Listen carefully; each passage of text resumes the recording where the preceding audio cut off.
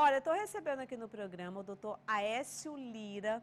Ele é endocrinologista, fez doutorado, inclusive, na Universidade de São Paulo sobre Na área de diabetes, diabetes, né? né? E aí a gente vai bater um papo bem interessante. Você que está em casa já pode, inclusive, começar a participar dessa entrevista. A gente vai falar sobre a glândula tireoide, que se situa na parte inferior do pescoço e libera hormônios responsáveis pelo funcionamento harmônico do organismo. Ela interfere em questões como peso, concentração, a fertilidade, o humor, a memória e muito mais.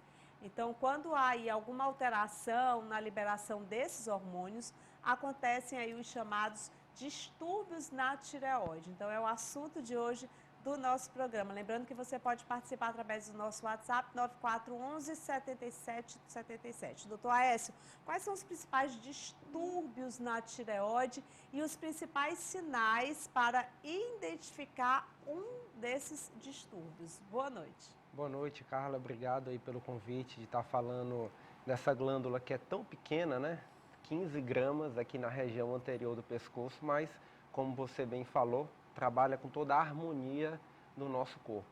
Isso acontece porque a tireoide, ela produz hormônios, né? O T3 e o T4, que atuam no cérebro, no intestino, no coração. Todos eles têm receptores para os hormônios tireoidianos e então essa glândula é uma grande maestra da harmonia, como você colocou. E os principais distúrbios da tireoide se referem justamente a alterações nesses hormônios, tanto quando há excesso de hormônios tireoidianos, quando há uma produção exagerada, a gente chama de hipertireoidismo, e quando há uma diminuição desses hormônios tireoidianos, e a gente chama de hipotireoidismo. Essas são as os principais disfunções da tireoide. E quais são os principais sinais para identificar um desses distúrbios? Bom, a depender desse polo para mais ou para Para menos, a menos? gente vai ter sinais e sintomas diferentes. No caso do hipertiroidismo, quando a gente tem excesso de hormônio tireoidiano, a gente vai ter alguns sintomas como perda de peso sem motivo, palpitação, batedeira, podemos ter queda de cabelo, intestino solto, um aumento do trânsito intestinal, a gente pode ter uma intolerância ao calor, esses são sintomas, falta de ar, então são sintomas que às vezes não são específicos, mas podem sim estar relacionados a um excesso de hormônio tireoidiano. Quando há uma diminuição do hormônio tireoidiano, aí os sintomas são outros, né? Podem ter ganho de peso, principalmente às custas de edema, né? De inchaço, o intestino fica mais lento, há um sono excessivo, pode ter uma intolerância ao frio, e outros sintomas podem aparecer como no hipotireoidismo e no hipertireoidismo, pode ter um aumento do volume cervical, né, que a gente chama de bócio. Então são esses os sintomas aí que os telespectadores podem eventualmente estar manifestando e precisa realmente procurar ajuda médica. Como é que ocorre o tratamento desses problemas? Também o tratamento vai depender também de qual De qual condição, condição, qual né? distúrbio a gente tá identificando. Se a gente tem mais uma vez, um excesso de hormônio tireoidiano, se isso é por uma disfunção, se a tireoide está produzindo muito hormônio, a gente usa alguns remédios que diminuem a produção hormonal. A glândula como um todo pode estar produzindo esses hormônios, mas eventualmente algum nódulo pode ser o vilão, pode ser tá desenvolvendo um automatismo, e aí você tem que abordar esse nódulo. Quando é uma produção diminuída de hormônios tireoidianos, o tratamento costuma ser repor os hormônios tireoidianos. A gente usa uma medicação chamada levotiroxina, que é o hormônio T4 já pronto, e costuma dar essa reposição hormonal. São exames hormonais que identificam os distúrbios? Perfeitamente. A gente consegue, com avaliação de sangue simples, dosar os hormônios tireoidianos e também dosar um outro hormônio chamado TSH, que é o hormônio que estimula a tireoide a produzir os seus hormônios. A endocrinologia é bonita porque tem toda essas análises, né, que podem mostrar se é excesso ou se há uma carência de hormônios. Existe também a ultrassonografia tireoidiana, aqui na tireoide, que se faz. Em que situações é necessário ser feito? Os exames de imagem, eles são complementares a essa avaliação laboratorial. O ultrassom da tireoide, ele serve para ver se a tireoide está aumentada de tamanho, se ela tem algum aspecto que possa sugerir alguma inflamação, ou também se há uma presença de alguns nódulos, né? Os nódulos, eles podem estar relacionados a alterações no funcionamento da tireoide.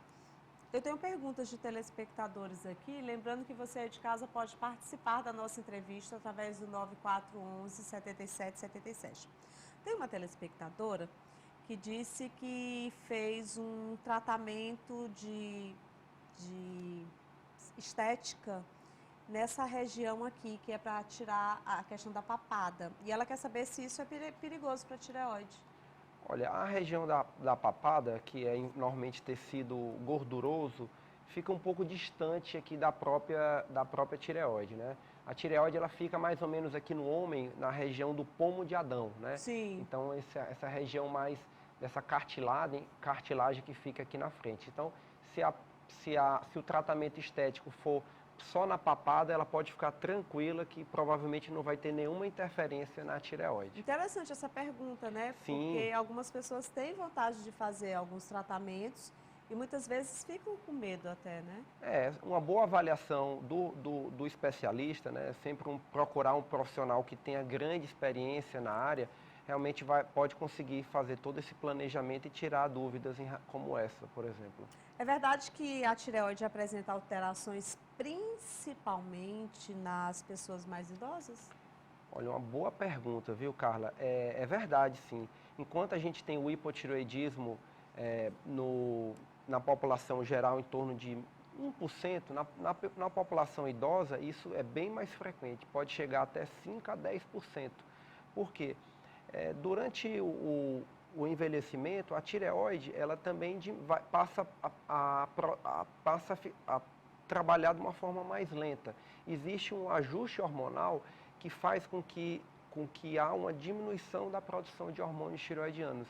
E tem uma condição que é basicamente laboratorial, que chama hipotireoidismo subclínico, que são alterações bastante discretas que podem acontecer mais na população como um todo, mas na população idosa de uma forma mais frequente. Existem outros fatores de risco? Os fatores de riscos para a doença tireoidiana envolvem, sim, outras questões, como, por exemplo, radiação na região cervical, algum tratamento, às vezes algum câncer que fez algum tipo de radioterapia pode levar a disfunção na tireoide, algumas medicações, alguns remédios, inclusive para o coração, como remédios para arritmia, chamado amiodarona, por conter iodo nesse medicamento, ele pode levar a disfunção na tireoide. Remédios para depressão, remédios para outras questões também podem interferir no funcionamento da tireoide. Então, uma boa avaliação médica, fazendo uma leitura de todas essas questões, é importante antes mesmo de indicar um tratamento. A gente precisa também prevenir, né? E aí eu te pergunto, como é que a gente previne e detecta precocemente esses distúrbios? Muito bem. Assim, esses distúrbios, eles normalmente não têm uma prevenção específica, né? Sim. Durante muito tempo, o sal que nós usamos, o sal de cozinha, ele não era enriquecido em iodo. E como o iodo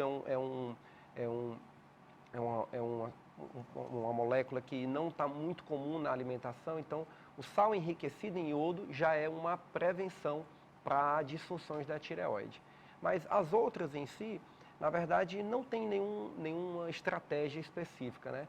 E numa avaliação de rotina, num check-up bem feito, provavelmente uma avaliação com hormônios tireoidianos faz sentido. E essa avaliação consegue, na grande maioria das vezes, diagnosticar essas disfunções.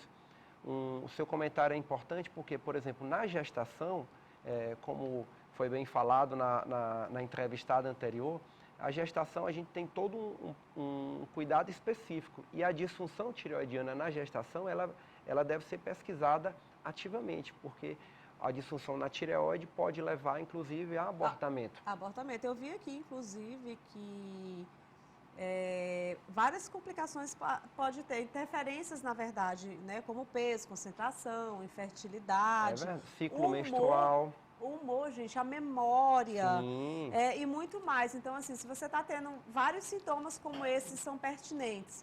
E aí, muitas vezes, você acaba procurando vários especialistas, enquanto que você poderia estar investigando ali É verdade. os seus hormônios, né, para ver realmente se você está aí com um hipotireoidismo ou é um hipertireoidismo. Esse seu comentário é super pertinente, Carla, porque como a gente falou, os hormônios, eles atuam no corpo inteiro.